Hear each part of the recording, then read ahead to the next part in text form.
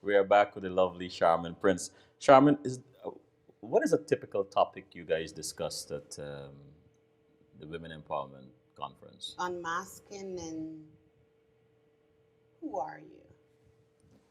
Give me, give us an example. You don't have to identify anyone, but something you believe is very transformative, very impactful.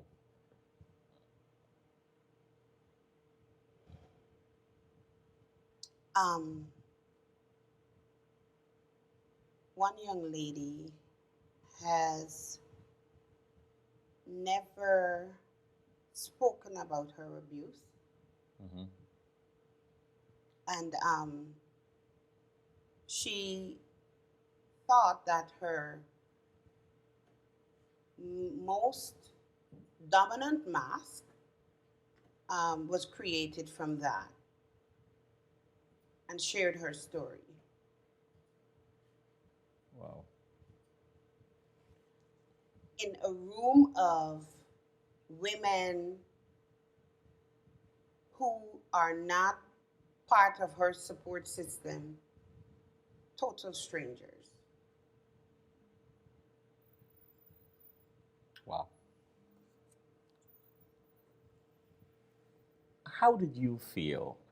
This has been going on for a few years, but where you sit when you think about this women empowerment conference, um, what is going through your mind in terms of an accomplishment? That um, I've helped quite a number of women start the journey on of discovering who they are Mm. and finding their authenticity. Um, I'll, I'll ask you a question. How many authentic people do you meet?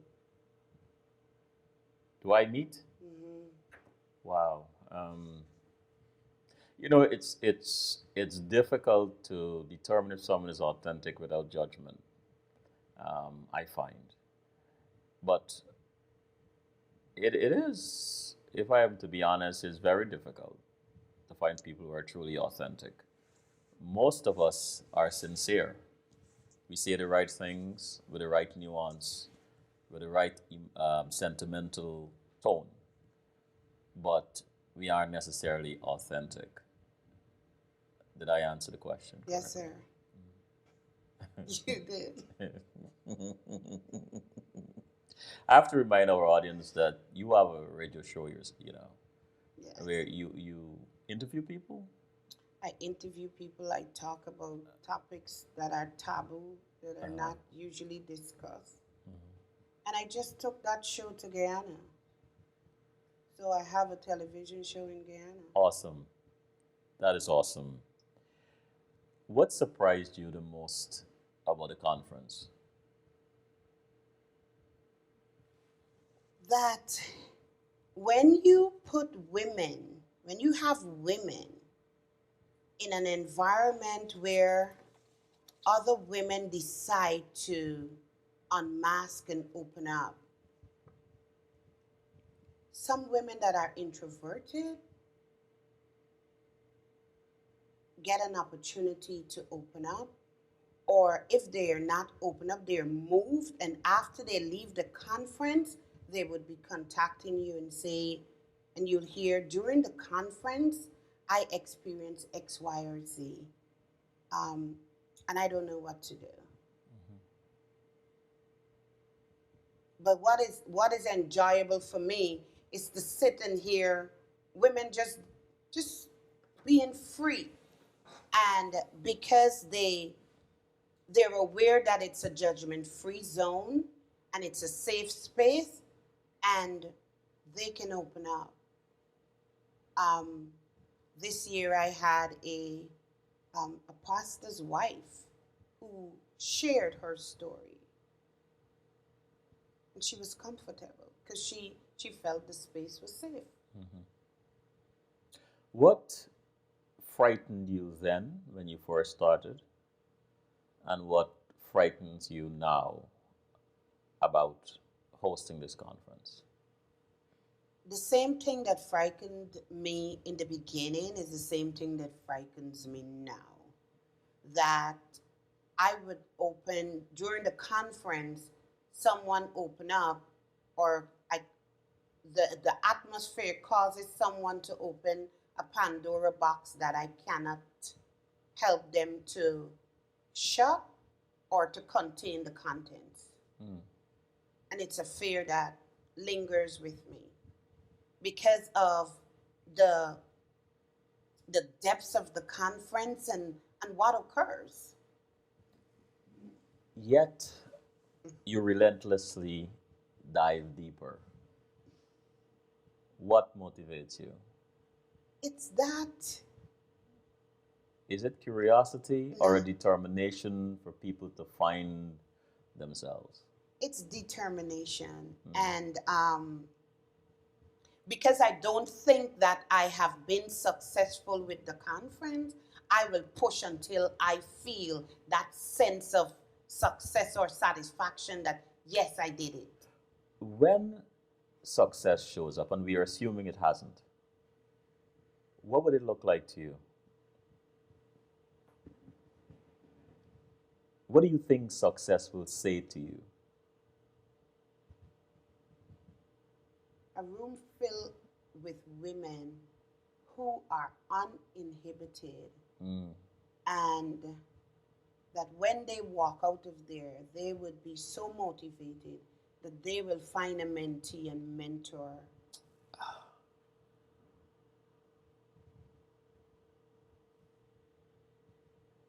If you had one regret, if there was one, what would it be?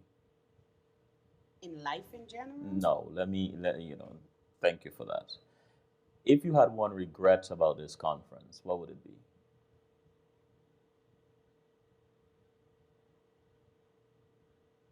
I don't think I have any regrets. Fair enough. Fair enough.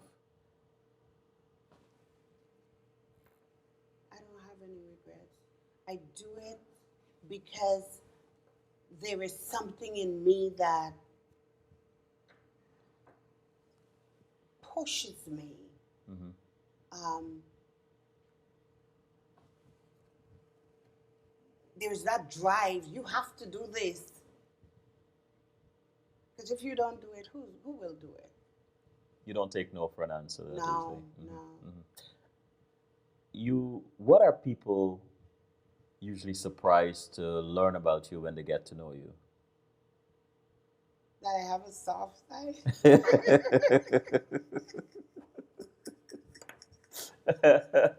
Which brings me to a very important topic.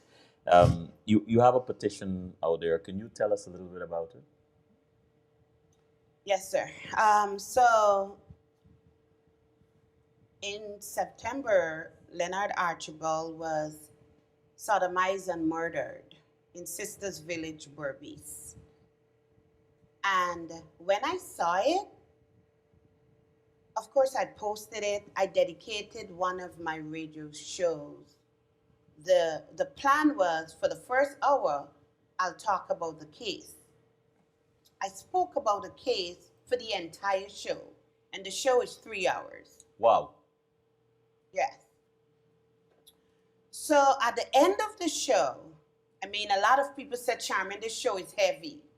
Usually I hear that same statement when I have my conference.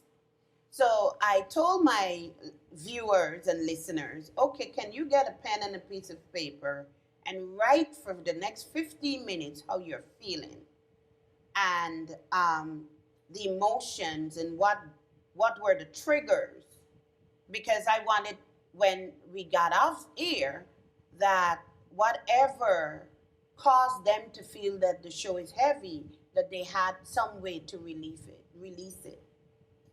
But then I'm like, I spoke for 3 hours and I highlighted the problem, but I have not done anything to find a solution. Now, then I said to the viewers, I am going to start a petition. And my petition, I'm going to make demands that one of the laws be changed to Archibald laws, that sexual offenders be prosecuted, and the systems in Guyana, the Guyana government must develop systems to deal with the aftermath of sexual abuse. Now, um, Selwyn, on air, I said, at the end of the week, if we have 500 votes, or 500 signatures, that's fine, because I will send the letters to the Guyana government and whomever. At the end of the week, we had over 3,000 signatures. That Today is we amazing. have 10,000 signatures. That is amazing. What do you think is responsible for this response? I think that people are um, are upset that Leonard lost his life. And when you read the accounts, one of the perpetrators have been doing this for over a decade. Because you had a 20-year-old who came out and said it was done to him at age 10. And then you have a 23-year-old that said it was done to him at age 13. So can you imagine the number of victims that are out there that this one perpetrator has abused over time?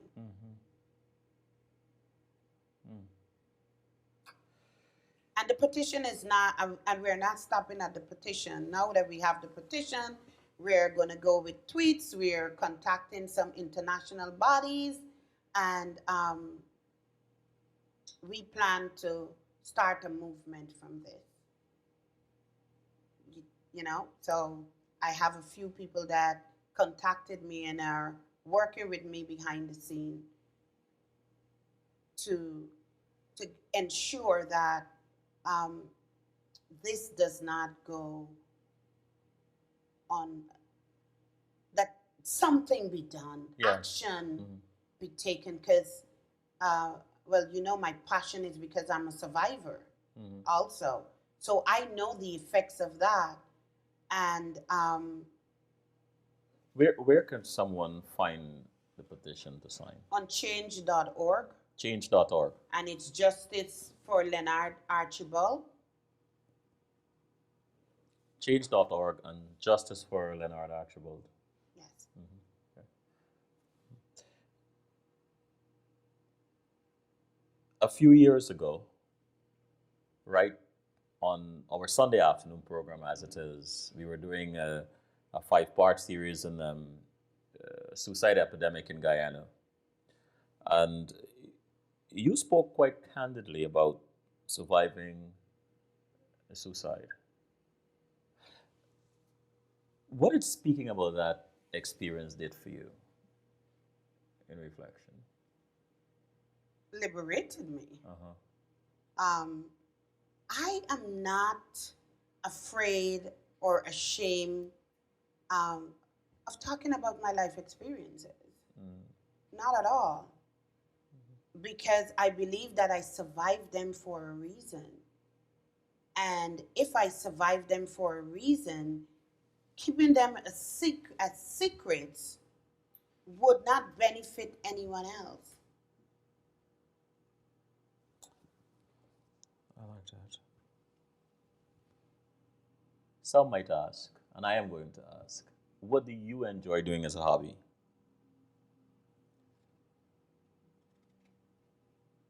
I like to read, but I enjoy cooking. I love, Really? love, love to cook.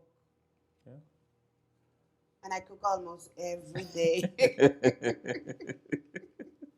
I'll be stressed. I'll have the most stressful day. And as I walk through the door and I start to think, okay, this is what I'm going to cook, I feel so, so good. Wow. If you were not doing what you're doing today, what would you like to have tried? What else?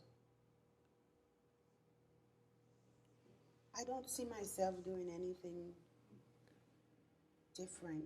Maybe teach. Uh-huh. I like to teach. When you look at the arc of your journey, your career, what would you like it to say about you as as a woman, but more so as an immigrant woman? She changed lives, she transformed lives.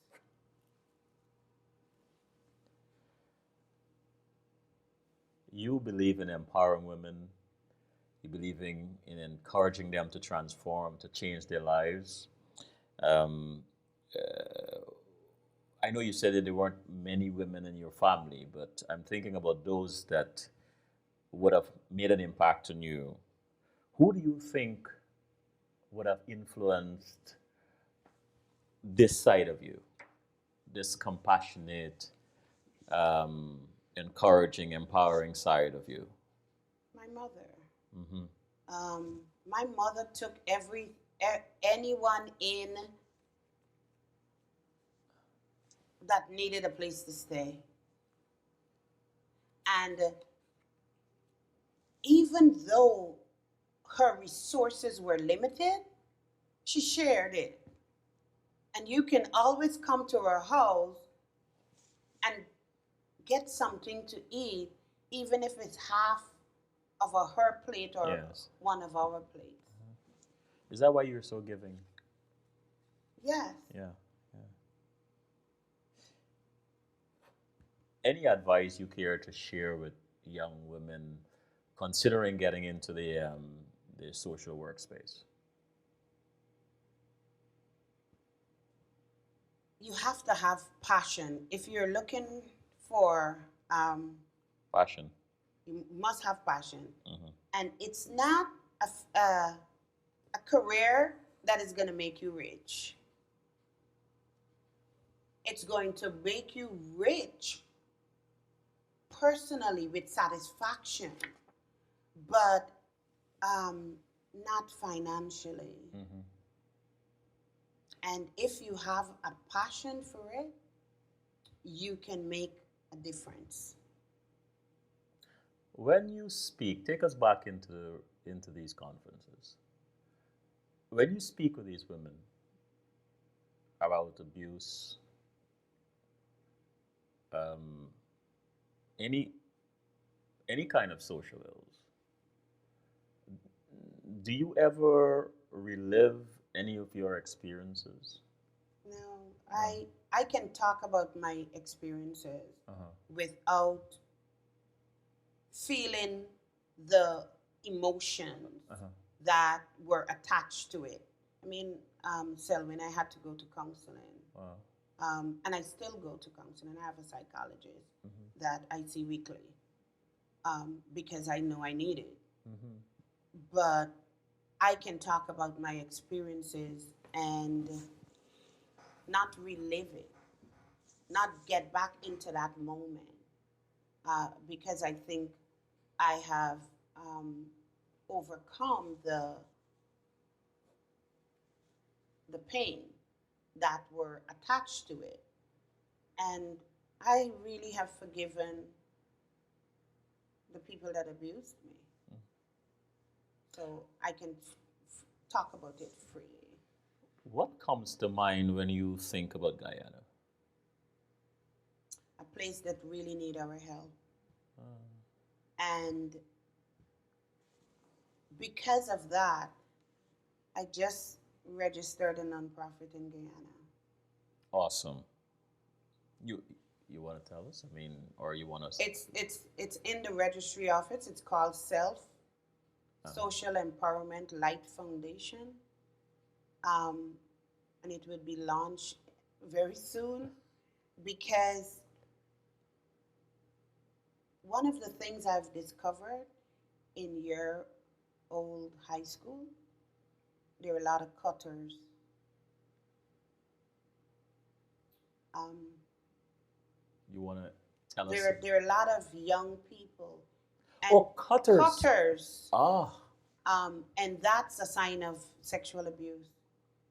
Some women cut themselves so that right after their abuse, so that they can numb the pain of the abuse, and it feels better cutting themselves. So we have, there's so, the need is so grand in Guyana, and I don't think our government understand um, the need there, and so I want to do what I can do. I am. I have this feeling that I'm going to invite you to come on our Sunday afternoon program one day. We have to do a segment or something on abuse and so on in Guyana. You're right. Our country needs us. It's very, very important. And I always say that we're never more connected than when we share our stories and when we have these conversations. But I am curious to, and so I'm going to ask you this question. Let's shift a little bit. If you were to go to your favorite place to relax with your favorite thing to read, your favorite drink, and your favorite music, where, what will you be listening to? What will you be reading? And um, what will you be drinking? So I'll be drinking a gin and tonic with a slice of lemon. Hmm. I will be at the foot of Kilimanjaro, Uh-huh. take my drink, and be sitting there waiting for the sun to set, to see the sunset from the side, the Tanzanian side. I asked, You got it. I asked. Who is Sharmin Prince on a regular day relaxing with family and friends versus Sharmin Prince, the public servant or the professional that shows up for work? Hmm. The Sharmin Prince relaxing with family would be giggling and talking crap, right? Sharmin Prince, the professional, would be the stern, no nonsense, compassionate person. Sounds like an oxymoron, but Mm. um, I am stern. I, but I'm compassionate. I would hold you to the rules and regulations and the policies and the procedures. Hmm. Strict with that. But the way that I'll do it, it would be in a compassionate manner. For those days when you don't feel like getting up to do what you need to do, who or what gets you out of that mindset? There is someone, either the staff or one of the clients, Mhm. that will need me today, so I need to get out of bed. Anything that keeps you up at night these days? Yeah, my dissertation. Oh, that's good. That's good. um, Wanting to do so much Hmm. with limited time and trying to devise a medium that would be able to include all that I want to do.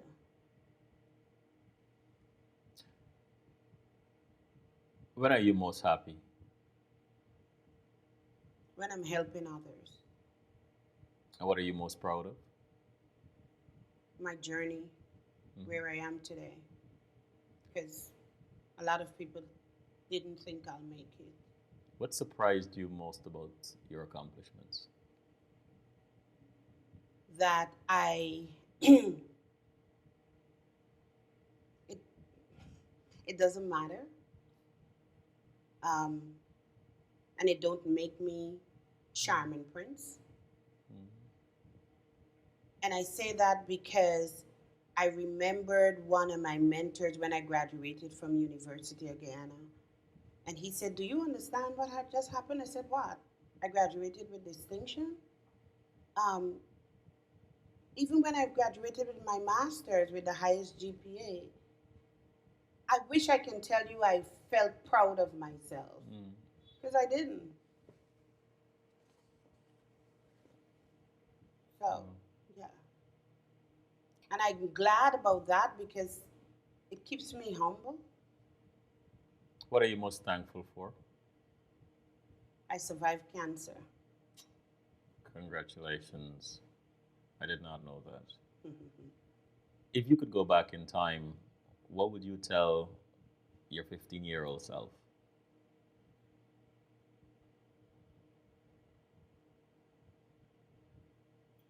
You should have told someone 10 years ago that you were abused and you would not have been this angry.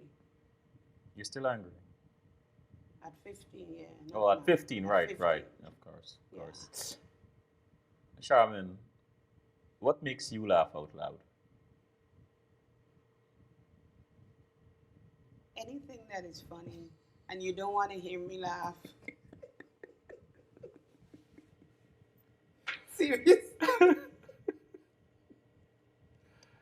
Oh. Because I enjoy a good laugh. So, When is the yeah. last time you had a good hearty laugh? This morning, Oh yeah, yeah. Charmin, thank you. Thank you for having me. You're welcome. Selwyn Collins saying thanks for tuning in. Fear not what fear whispers to you. Fear your obedience to it. Good night.